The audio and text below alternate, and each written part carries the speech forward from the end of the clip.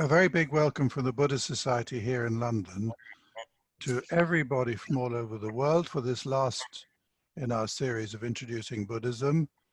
And the title of today's talk is Meditation and Where From, or where are we going to go from here, with the Venerable Dr. Ven Dhammasami from Shan State Buddhist University in Myanmar.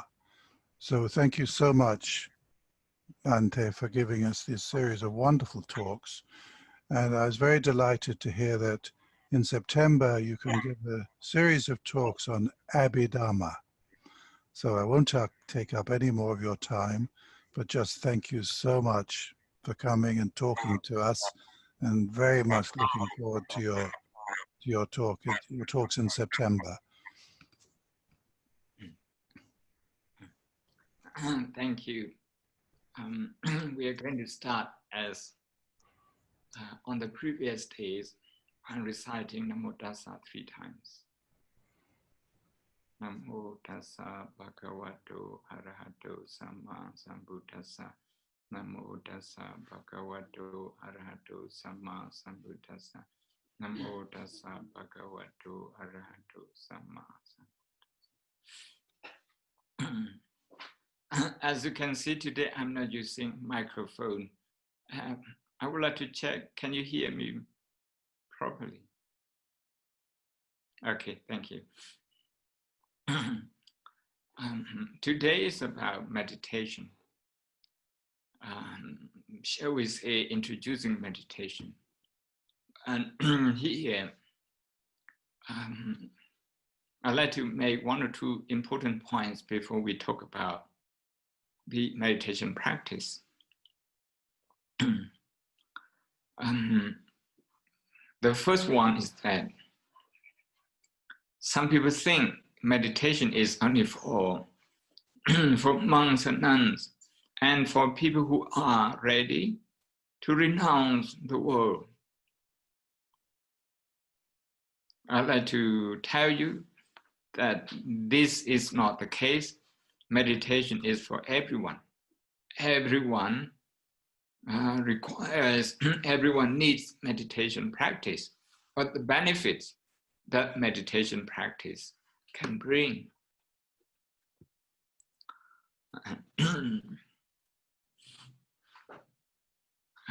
For people who are interested in text, I'd like to refer you to the discourse on mindfulness called Satipatthana Sutta. Discourse on mindfulness. You can Google this. A few translations will come up. But if you are interested in reading a book or books on this, quite a few of them.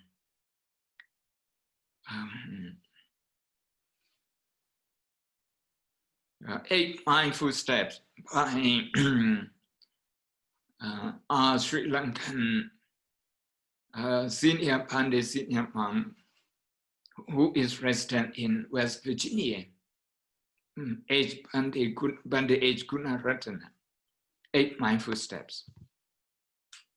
That's a very easy reading and very clear. And a little bit more academic in nature on the same subject is by Bhikkhu Analayo. The title is The Direct Path, Mindfulness, the Direct Path. As his PhD thesis. If you, or you can also read a book that is well known to psychologists and neurologists, psychologists, something like The Heart of Buddhist Meditation by Venerable Nyanaponika. Of course, the books that I recommend you are from Theravada scholar. You can see the reason, because I come from the Theravada Buddhist school.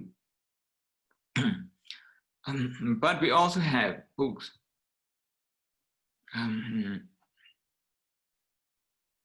Like mindfulness, every step behind the most venerable Zen master, Thich Nhat Hanh, the Zen master, an acclaimed book on the subject.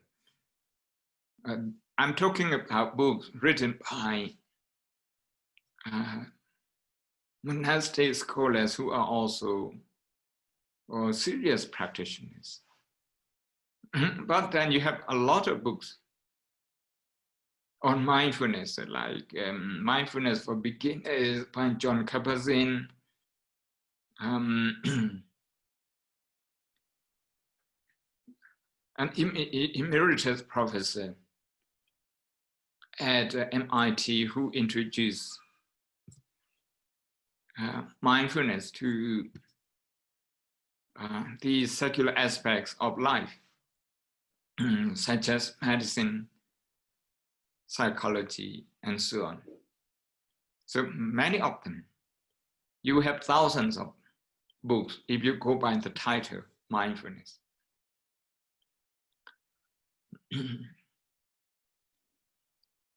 To quote the Buddha directly, using the Satipatthana Sutta, the discourse on mindfulness, the foundation of mindfulness,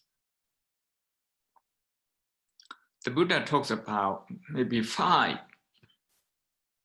but if you would separate some of them, it may be 7 benefits. Maybe some benefit. Only maybe the last two, they have something to do with a belief in the Buddhist path. That is realization of the truth and also attaining nirvana. But the other benefits before them, okay, and therefore everyone, something like to relieve, to reduce physical pain and psychological pain, to reduce stress. Okay, I'm directly translating from the Pali. Okay, when I say this, I don't want to recite the Pali because I don't want to confuse you. So the first 3 or 4 benefits of meditation, according to the Buddha, in this record in this sutta, they are for us to manage our daily stress, anxiety, worry. So you ask yourself, we ask ourselves, do we have anxiety? Do we have stress? Do we have mood swing, like swinging between positive and negative emotion? If yes, then we should try meditation. It's okay even if you don't believe in nirvana, if you're interested in that, it's okay. It's okay. By the way, just bypass. Nirvana means the total eradication of maybe something that we know, anger, fear. It doesn't matter how uncertain the situation is. You won't have fear anymore because you have replaced fear with compassion and wisdom. To put it in another way, the compassion and wisdom that you have developed, they have uprooted anger, frustration, agitation in life, confusion, mood swing, happen. Well, if you understand nirvana in that way, actually nirvana is something quite encouraging. But if you consider nirvana to be a place like a heaven, okay, somewhere where a believer goes there and lives, okay, eternally, then you wouldn't be interested in that. And I want to tell you, that's not Buddhist nirvana either. So this is the first point I'd like to make, that meditation is for everyone. You don't have to give up your job, you don't have to give up your family. Okay, you can take up meditation. And the meditation practice will help you to enjoy your life better, because it will take away quite a lot of anxiety that you usually go through.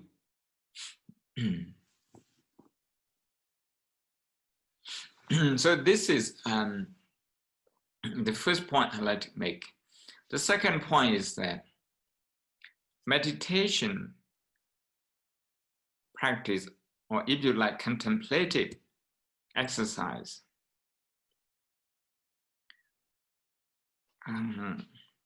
cannot be separated from any other matters in our life. Something like our attitude, our mindset. Okay. If we have a mindset, okay, that is interested only in ourselves, not in other people, especially not in their pain and joy.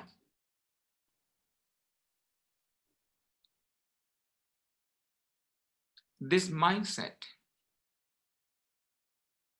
okay, is not helpful to meditation.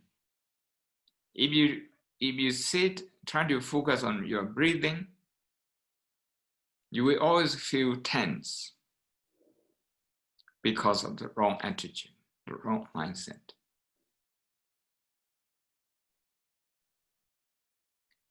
I mentioned in Noble Eightfold Path that the Noble Eightfold Path is also about managing our emotion in daily life. Then, if you are not interested in the emotional reaction pattern, the pattern that you have when you react to something you like and something that you don't like, there's a pattern. Usually people, they just get carried away by those patterns. By those patterns, I'm saying a habit, emotional habit. So if you're not interested in those things, if you just trying to focus on breathing and regard that as the whole meditation, then your meditation wouldn't go very far.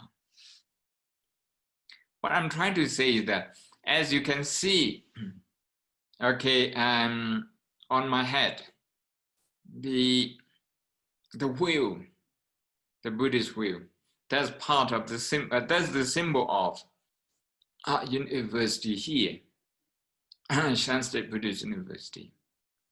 The symbol, as we have already discussed, is the symbol of the Noble Eightfold Path, the path that consists of 8 factors. Traditionally, we regard 3 out of 8, especially the last 3 factors, as belonging to meditation group, meditation practice. But this is to narrowly interpret the Eightfold Path.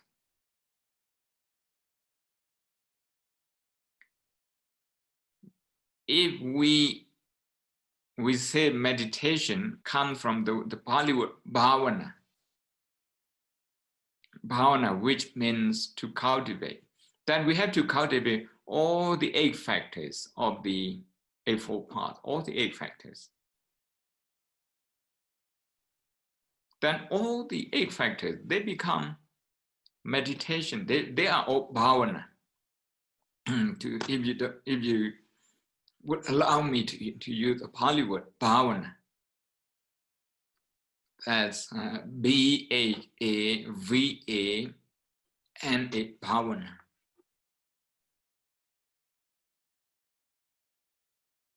So bhavana is a cultivation, a practice. What do we cultivate? We cultivate those 8 factors. Right understanding, right intention based on positive emotion,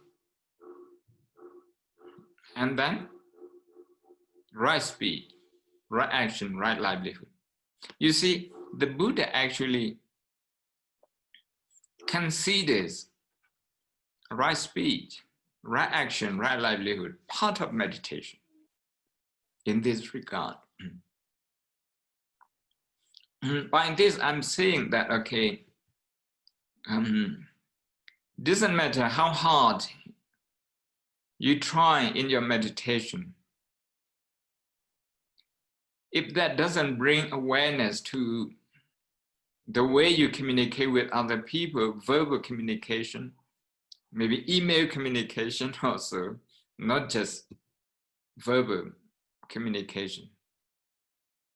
And then all the action when you are relating to other people, like being aware of your emotion, your volition.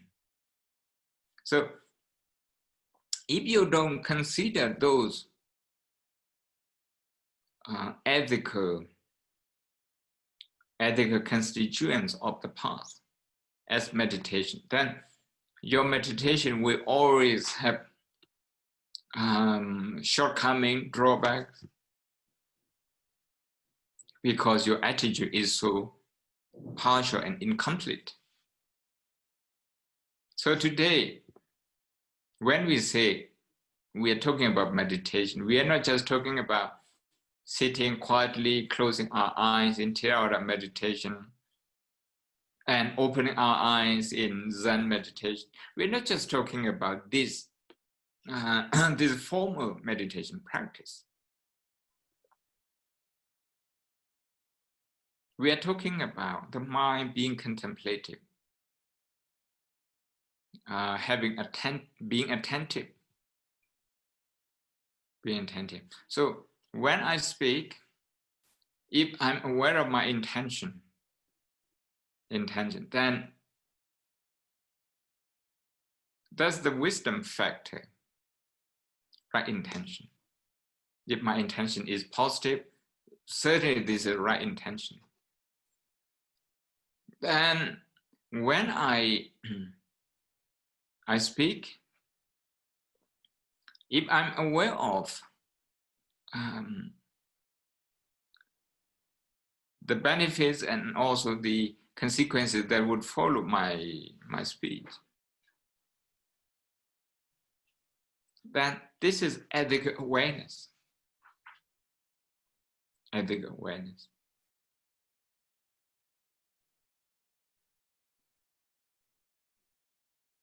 And for that ethical awareness to be mature, to become mature, to get stronger, we need formal meditation to help. But formal meditation will only be helpful only when we can integrate, I use the word integrate that contemplative qualities into our daily business. The way we talk to each other in the meeting, at work, the way a bank staff is dealing with his or her customers, the way a driver is dealing with his or her passengers, and vice versa, the way the passengers are dealing with the drivers as well.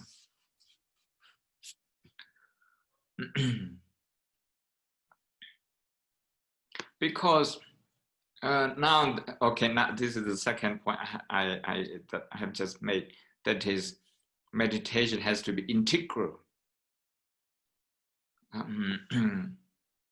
with other factors such as attitude and ethics, ethical behavior in daily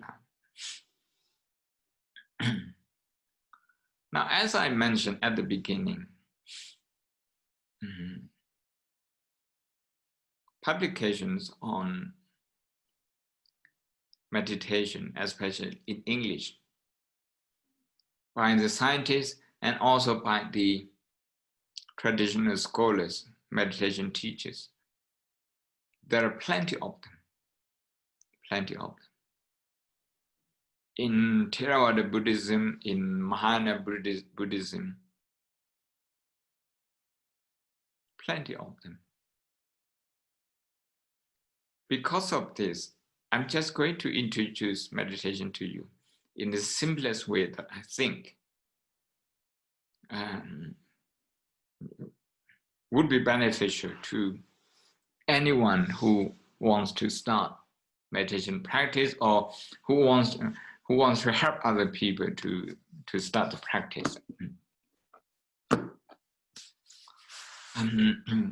The other day we had a question about the length of meditation,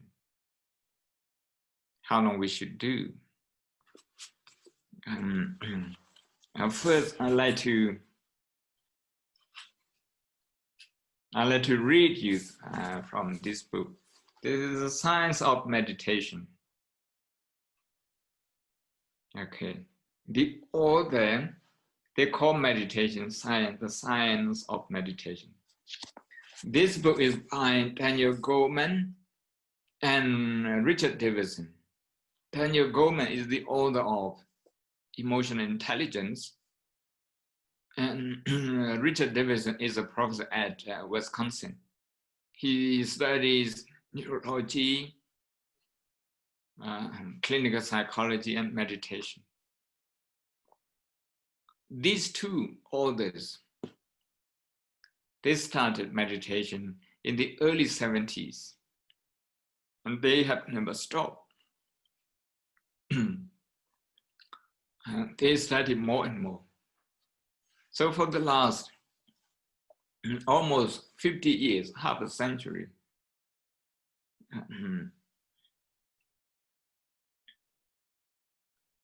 they have combined personal practice with professional investigation.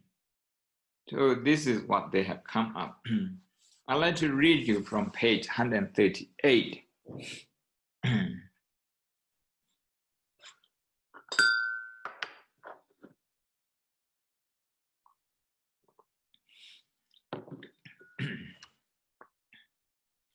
The good news for multitaskers. Cognitive control can be strengthened.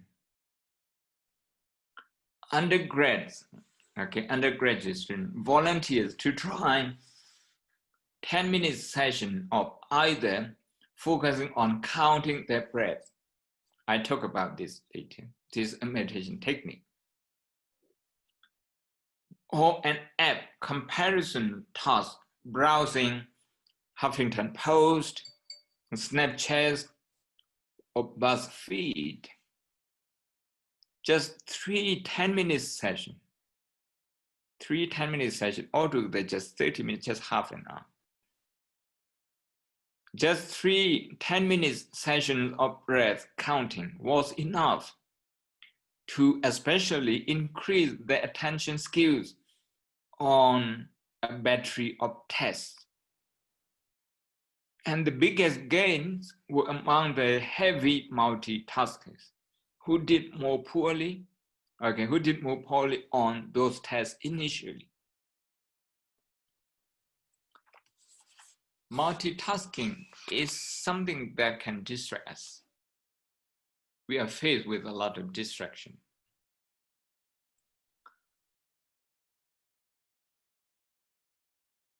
So the research is on those people. Just by doing 10 minutes, one session, 10 minutes each, and 3 times, the attention skill develops.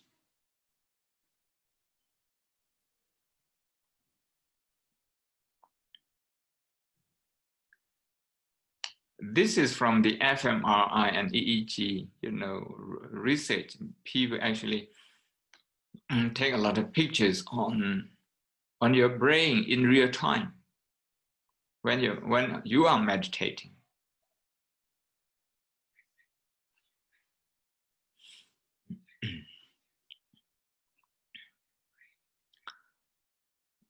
So now let's move to some meditation practice. Today being the last day and we are talking about meditation, it wouldn't make sense if we don't meditate together. Let's meditate for 1 minute together, okay, after my description.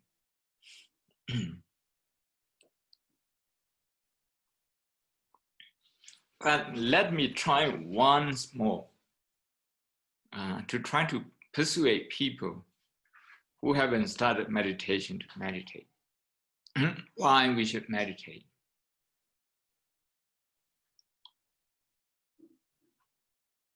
When we are not meditating, our attention skill, we don't know whether it's good enough. We don't know whether there is any problem. We usually think there is no problem. But only after we start sitting, maybe for 5 minutes, not even 10 minutes, then we come to see that our attention span is actually quite poor. What does it mean? It means we get distracted very easily. According to a research done at Wisconsin University and a few other collaborative universities in America, they found that 47% of the working hours, our mind is not on the task we are doing.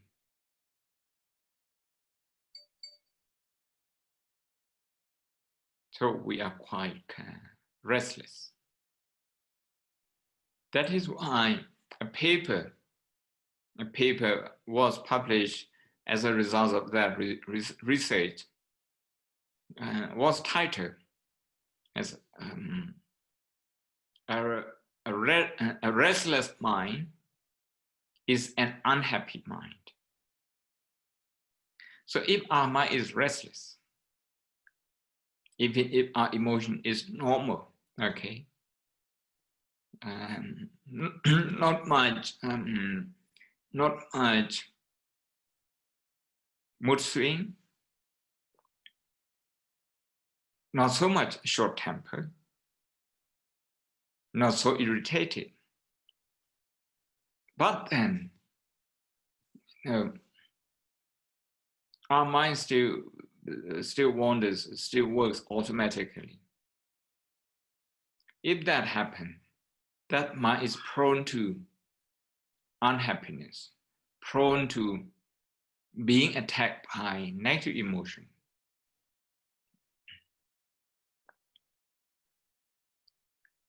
When our mind is wandering, actually, we think we're not doing anything. But at that moment, the mind or the brain uses up a lot of energy. Our brain, which is only 2% of our body weight, usually uses about a quarter of the energy that the whole body produces.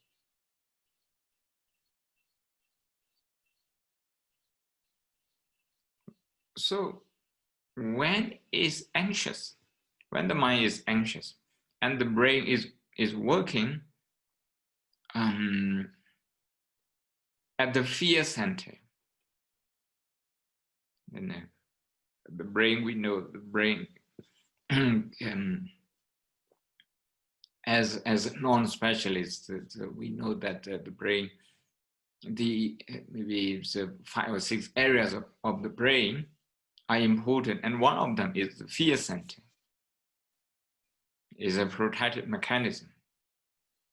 So when there's no danger, but the brain kicks into the protective mechanism, into, being centered on fear and either fight or flee, then we are using up a lot of our energy. Is not sustainable. It's not sustainable for our health, not sustainable for the health of our brain, the physical health, certainly not psychological health. That is why, for the sake of our health, we should start meditation as early as possible. I'm very pleased that mindfulness meditation is being adopted increasingly in many schools in the Western world.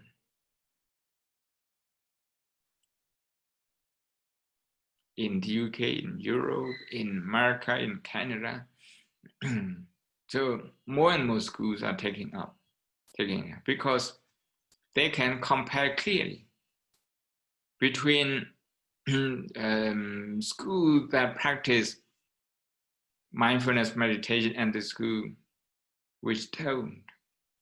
The results being between the children are so different. Within 6 months, the disruptive behaviors of the student usually reported to the principal are dropped by 80%, according to some research findings in Canada. So clearly, okay, we should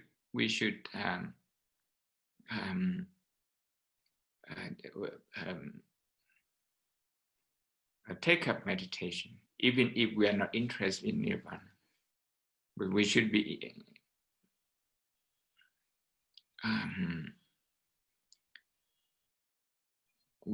interested in the welfare and well-being of ourselves and also the people around us, our family members, our working environment. So this is my last attempt for this course to try to persuade you to do more meditation if you are already a meditator, and if you haven't started, to start it straight away in this talk. There are many forms of meditation. The main thing is, the first thing, to choose a physical object. I repeat, a physical object for the mind to focus on. In Buddhism, we talk so much about mind and body, how they coordinate, how they work together, and how they are separate. The speed of the body is supposed to be a lot slower than the speed of the mind. So if the mind is quite restless, for that to calm down, we need to practice, we need to exercise in a way that it would work with something which has a slower speed, that is physical function. So breathing is a physical function. physical function. But some people, they look at an object, maybe an object, maybe a candle light, maybe water, maybe a color. Again, this is an object. The relationship between the eyes and the color is slower than the speed of the mind.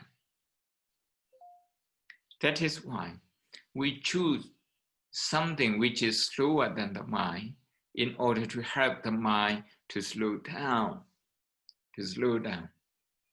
And only if we slow down, there are things that we can see. For example, what's going on in our thoughts, what's happening with our muscle, physical muscle, if they are tense, if they are relaxed. Only if we slow down that we can see them.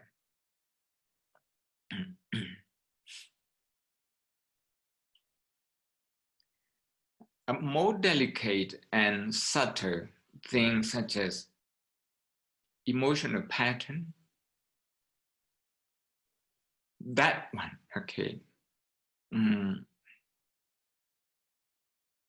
is hard to see without slowing the mind down, without slowing the thought process down. So it's important to do this. We're going to start with breathing. We can just breathe normal breathing in, breathing out. We can do this. Many ways of breathing technique, breathing meditation techniques. If you count, many ways of counting the breath again. You can count breathing in 1, breathing out 1. And you increase breathing in 2, breathing out 2, and you go on like that. Maybe up to 5, up to 10. Some people do even more, go even higher. Or you can count one breath, count 1, 2, 3, or maybe 1, 2, 3, 4, 5. You count slowly. When you count slowly, now you come to see the problem with your breathing pattern. If your breathing is shallow, if it's short, if the in and out breaths are balanced, if one of them is shorter and the other is not normal either, we are going to discover them. We are going to discover the problems. And that's the first progress that we make, discovering what's wrong with our breathing.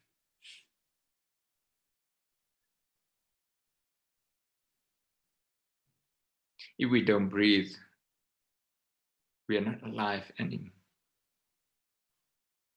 Breathing is such an important physiological function. Nevertheless, many people who don't meditate, they are not aware that they're breathing. They only notice the breath when they have difficulty breathing.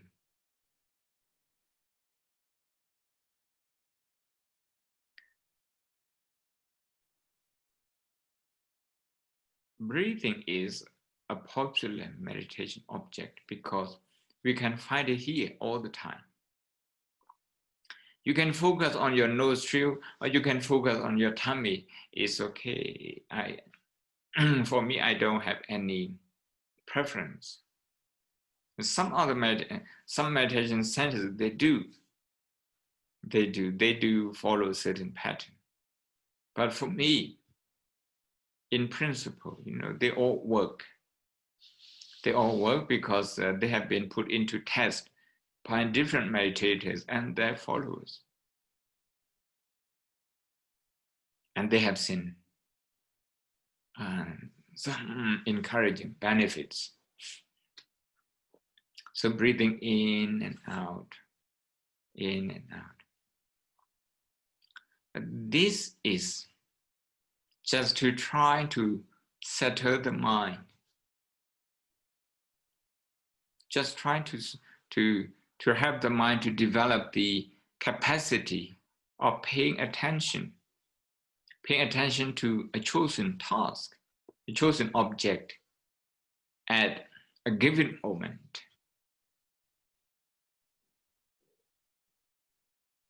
Then we do need to think about the next step or the next function of meditation, which is to use that attention, that focus, that mindfulness, that concentration into together into functioning in the observation of our own thoughts, our own emotion, our own reaction pattern to the environment.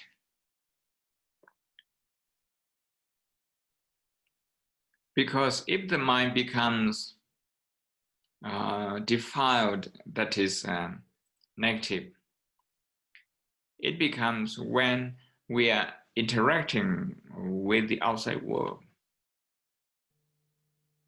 So we really need to pay attention to these things, to the way we interact with the outside world, with other people, at work, or when we are reading our email, when we are talking to other people on the phone, in a meeting, face-to-face, on a Zoom. We do need to pay attention to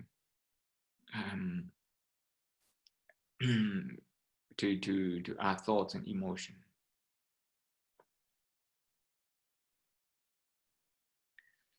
So that is to say, when we are breathing in and out, trying to focus on breathing in and out, even 1 minute, 2 minutes, even for that short length of time, you will see that your mind might be wandering to something else. What you want to do today, what you have done yesterday, what you're thinking about next week, next month, like this.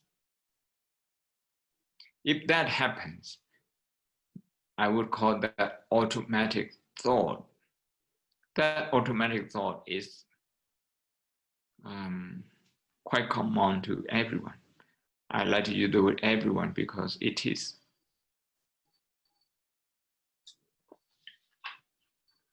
So don't be discouraged if you find your mind drifting away. That's okay. That's okay. Indeed, you should expect that your mind will be slipping away. What you have to do then is to recognize that wandering mind. Okay, the mind is wandering. You don't even need to say my mind is wandering. You can try, okay, leaving out me and mine. Okay, so that you can properly tune into that function, which is wandering. But if you think this is my mind wandering, you are taking it personally. That might affect your ability to observe it objectively. So expect your thought, like automatic thought may come. Expect that the mind will have some emotion and maybe judging others, judging yourself. And the last one I want to say is the physical body, physical sensation. Sometimes you might feel discomfort.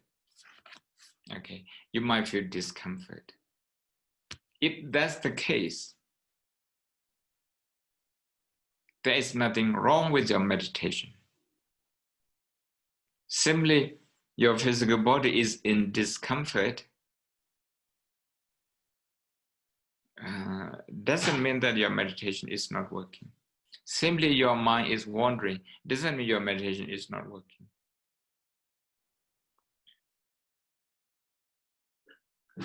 We are not talking about the mind not wandering. We are talking about what to do when the mind wanders. How to get to know that, about the wandering mind as early as possible.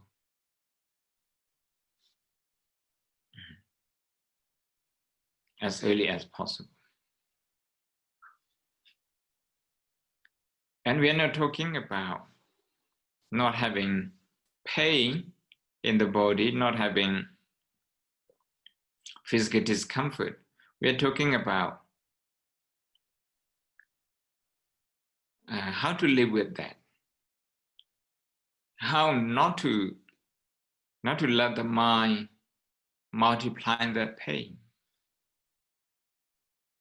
So we are talking in practical terms. How to use that. Some of you will have heard of MBSR, the way people use this mindfulness, this meditation, meditative awareness in coping with pain, initially introduced by Dr. John Kabat-Zinn at MIT Hospital in America. Now it has gone worldwide. And people have developed further based on that. So let's meditate for 2 minutes and then have some question. The meditation practice is the first one to prepare yourself mentally that you will have you will notice some physical discomfort. You will have some wandering mind. You will have some unexpected emotion or maybe some emotion lingering on. You will have some of them. And that's okay. I want to reassure you that's okay. You should tell yourself it's okay. But the second thing is we're going to be focused on breathing. But breathing is not the only meditation object. But today, let's say, is our primary object, primary meditation object. And the other objects should be considered our meditation objects too. And let's call them secondary objects. So primary object and secondary objects. What we do then, just to be mindful of them when they arise, such as pain, such as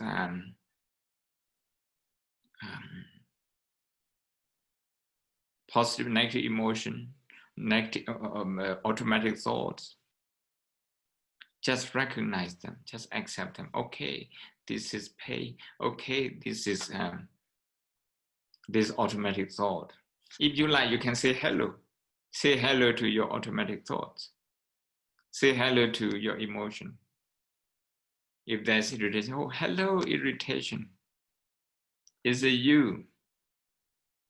If you feel pain in your leg, and then focus on that particular point where you feel the pain and say hello to that. Hello, physical discomfort, hello, pain. And then return to breathing. So I think we meditate for 1 minute, exactly 1 minute. I'm going to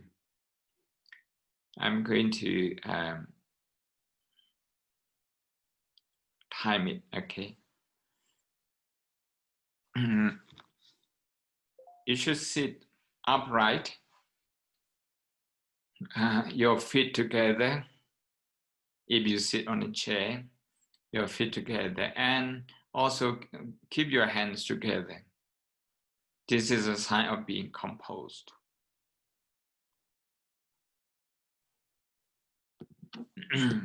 We can start now. Start focusing on the breath.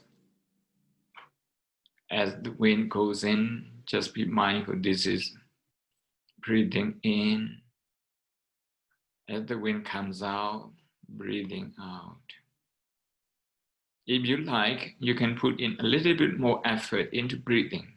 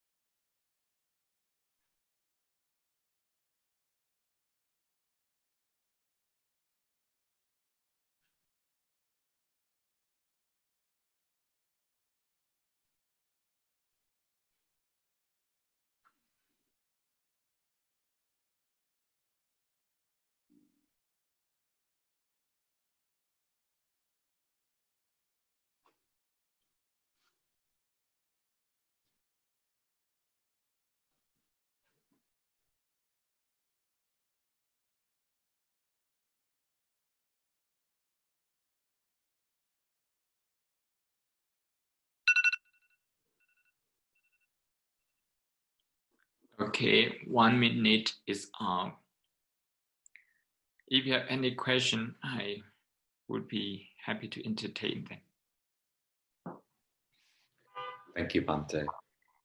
So the first question I have is, someone asks, in their practice of gratitude, they say thank you to the universe. And is that wrong from a Buddhist perspective to practice gratitude in that way?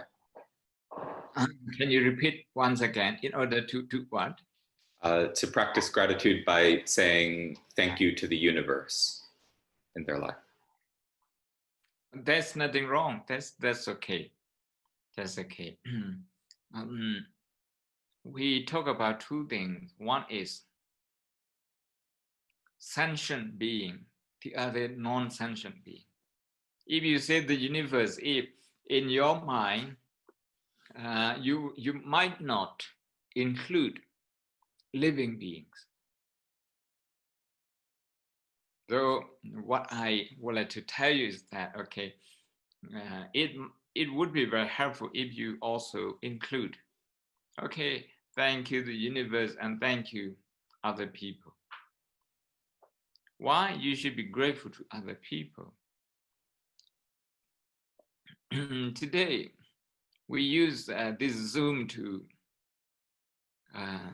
discuss meditation. Many engineers, spend a lot of their time creating this. But the engineers who have created this Zoom, they have also learned from others. And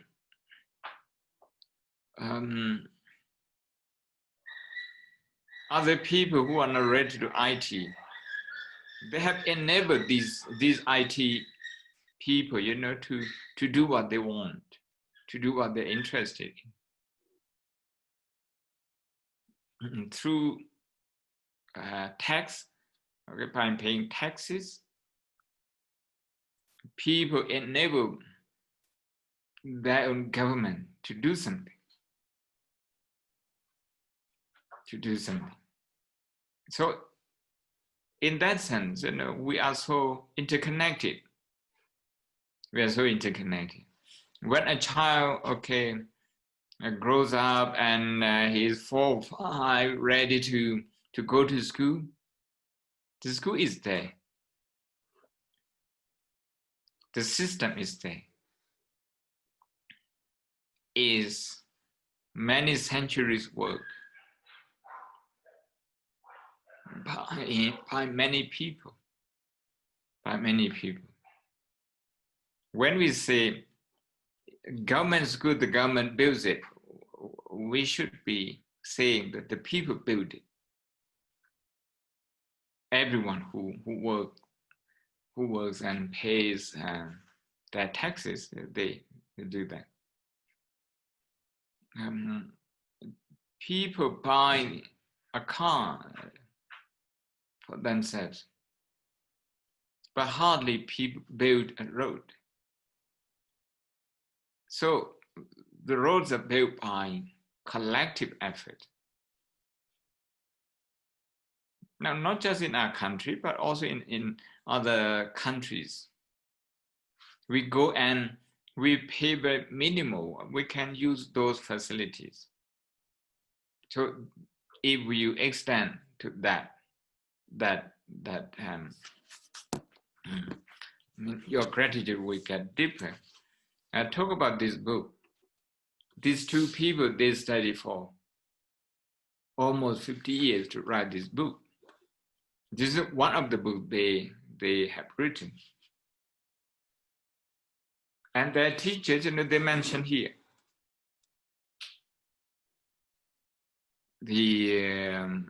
Some are Hindu, and initially and after that, a lot of them are Buddhist meditation masters. And those masters, they are also sustained by other people. Yes, they make effort, but they need other people so that they can make effort. Generations of teachers and all that. So then what about this book? You need people who design the format, and you need people who produce the paper, and people who plant the trees, and people who transport them. I mean, if you hold this book with gratitude, actually you can connect with everyone in the whole world. I don't know where these papers come from. Maybe New Zealand, maybe somewhere else. But this book was published in America. So around the world, it comes here. It has passed through many good hands, many good hearts, in order for this book to be sitting on my table. So in that sense, I'm so grateful to everyone. Okay, next question, please.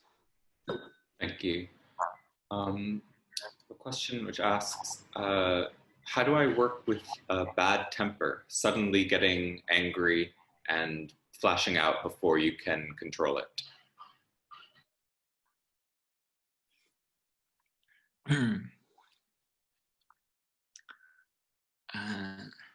I would say, okay, don't try very hard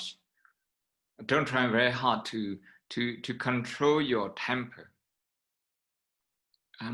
What you should be doing is to be kind to yourself and to develop awareness to see what's happening to you when you have short temper, when a short temper has arisen. Usually we use our temper to justify something,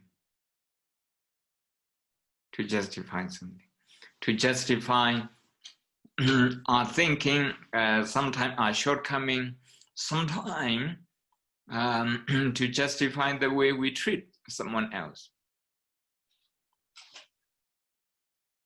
Only if we can justify that we feel secure. Otherwise, we don't feel good.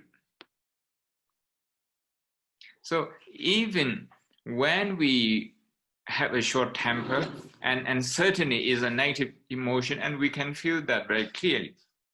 Because when you're having a tea, if you all of a sudden, have a short temper, you can't really enjoy your tea anymore.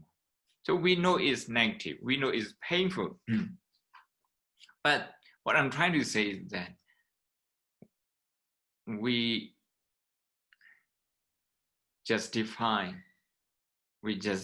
our short temper. So my advice to you is not to justify that. When you justify, you blame someone else. Because when you blame someone else, you're actually strengthening this pattern, this emotional pattern. But if you don't blame someone else, you got to be careful also you got to be careful still, because you might blame yourself. And blaming yourself is as bad as blaming someone else. So if you are careful of this blaming habit, blaming others and blaming yourself when you have short temper, and the mind is overdriving with all sorts of reasons why your short temper is justified. So if you just pay attention to this one, and then use breathing in and out when you feel okay, short temper. Now you're feeling short temper. Just breathe a little bit deeper.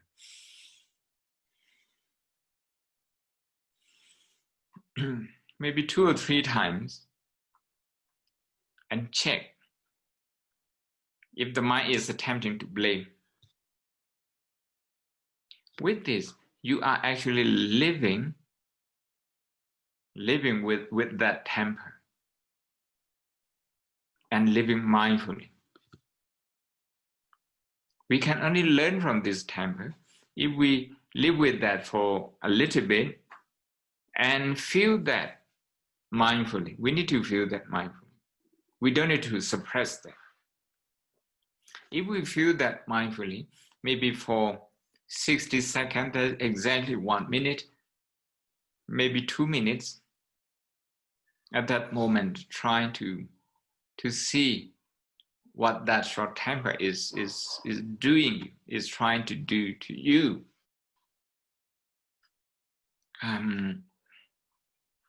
That I think short temper itself will become a very good resource for compassion enlightenment, because you're going to feel pain, and feeling pain mindfully means you will have compassion for yourself. There's an opportunity to be kinder to yourself. And when kindness becomes a habit, that will replace short temper. Not only that we can manage short temper with kindness, we can also heal any pain, any trauma from short temper. But don't blame yourself. Don't think, well, I'm a short-tempered person, I'm bad, never judge yourself that way. I'm short-tempered because this person is like this. When I was young, because that person was like that,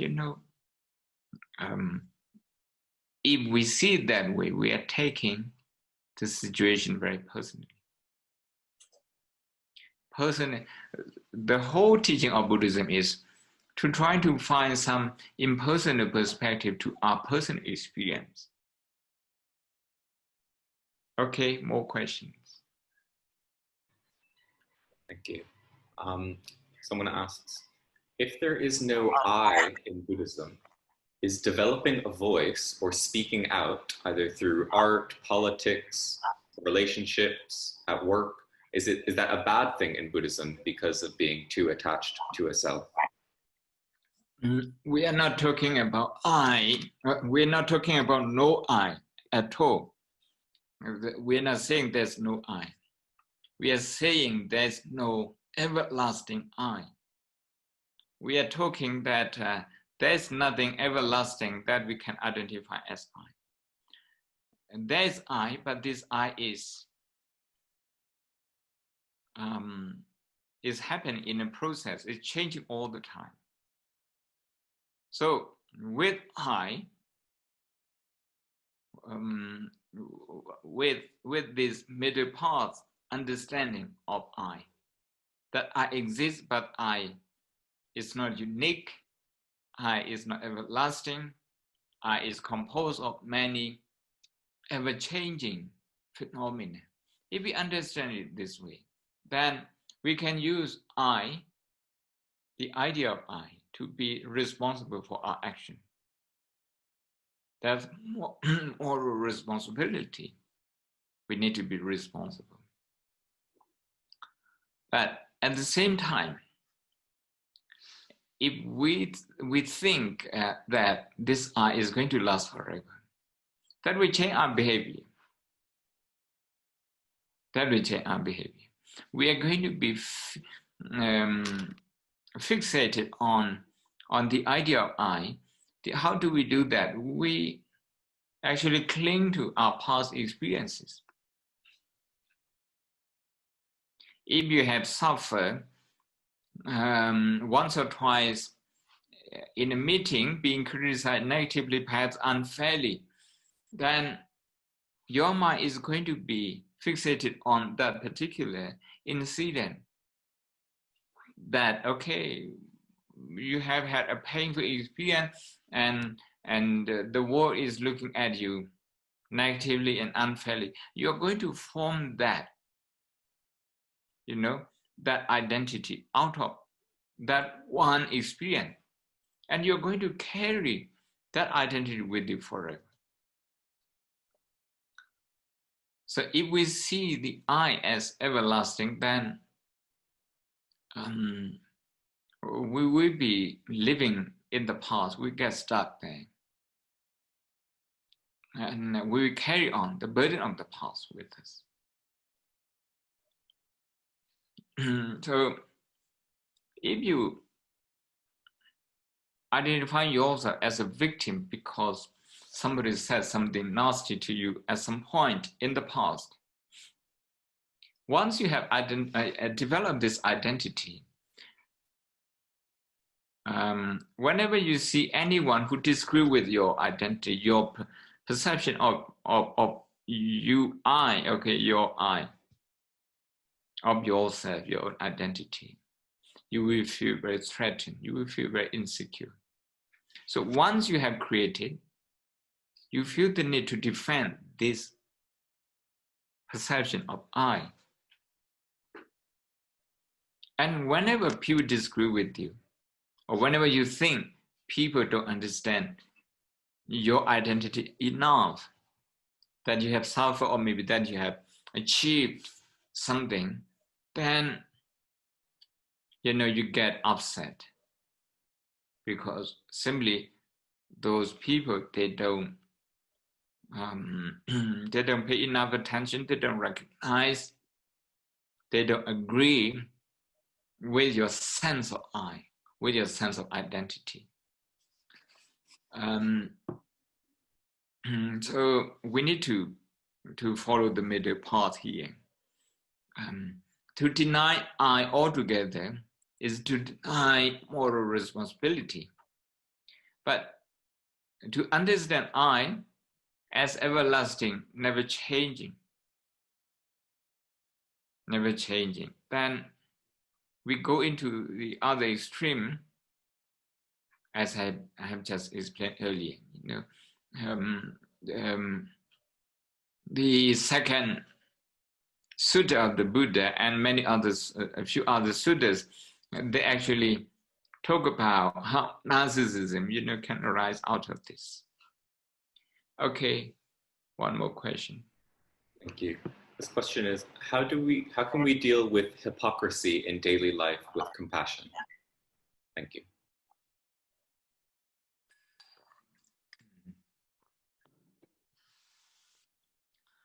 You need to find some pain in those people. Hypocrisy is associated, I would say, with fear. With fear. People have to behave differently, try to be what they are not.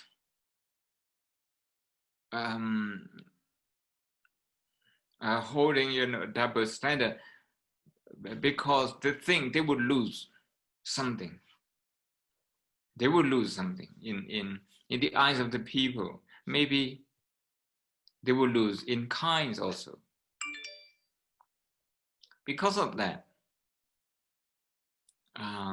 because of the insecure feeling, just to protect them is almost is almost their perceived need, okay, for survival. May not be the actual need, but maybe some kind of perceived need of survival. That is why people develop that kind of thing. So if you can find that kind of pain in those people, which they themselves may not be aware of, then you have the opportunity to empathize with their pain. May not be openly, but when you can feel their pain, then you, instead of getting short temper, getting irritated with their hypocrisy, you feel pain, you feel compassion for them.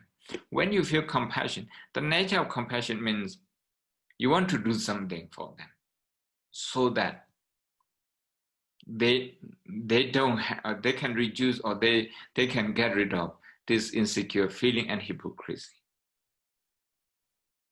That is to say, if we find a hypocrite and we get irritated, we got to ask ourselves, now do I become part of his problem, or do I become part of a solution to his problem? We got to ask this one. I know condemning hypocrisy is one of the things that people want to do. But if I do that because I feel quite morally superior to them, maybe I feel insecure in some way myself. So this is my thought. Any more question, Marlon? Yes, we have a question here, which is, despite having meditated for a long time, I still can't overcome my problems, like such as defilements. Are there some things that meditation can't overcome, or some people that it can't help?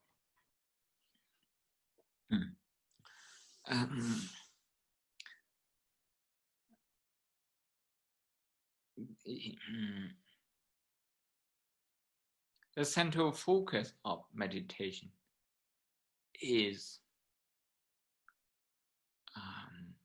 to see limitation. I use this word in place of suffering. To see limitation in everything we have, in everything we can do, in everything that the world has that other people can do. To see limitation. To see limitation, to focus on limitation. Even when we breathe, our breathing, a lot of limitation. These days, I have been planting a lot of trees, and I read things related to green, okay, to ecosystem. And one research says that our lung, the function of our lung, okay, can only generate about 25% of the oxygen we need. Maybe there are other findings as well, but this particular one from Kentucky in America, they say it's only about 25% that our lung can generate. So clearly there is limitation to what our lung can perform, can function. Because of that limitation, we need trees. We need good environment, less air pollution. So that's the limitation of the body. And some of you may have had just a quick lunch before you join my talk, or maybe some of you are going to have your lunch. Again, the food that you eat, how long it's going to last, how many hours. You can know it. No, we can know it. We know it. There's a limit to that. Whether you leave it uneaten, outside, everything has an expiry date. So in that sense, it also has limitation. This limitation is to the rulers, to the richest people, to the wisest people, to the most educated people, the kindest people. Everyone has limits. So by focusing on the limitation of our good health also, limitation of our energy drops every day, that we need to recharge so by focusing on these things, not just developing concentration, but use concentration to actually focus on these things. On these things, I think they will have direct impact in changing the pattern of our mind. Of course, we got to be mindful of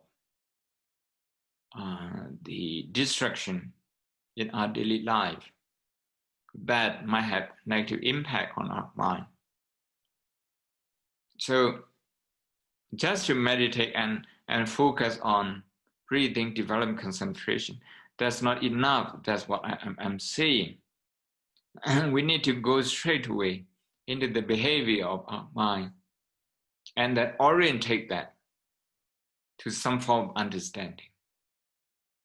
Here, I have just explained understanding the world, understanding our experiences, understanding our life with limitation. Thank you. I think we have run out of time. Thank you. Say, am I live, Marlon? Yes. I just want to say a big thank you, Venerable Ven Dhammasami, for a wonderful series of talks at Shan State Buddhist University. And thank you all from the Buddhist Society, from Marlon, and from Odin, who have done a lot of work to put these talks on. A very big thank you to you all. And hopefully we can all join together in September for the Abhidharma course, which we're all looking forward to. And in the meanwhile, big thank you, Bhante, and good practice to everyone. Thank you.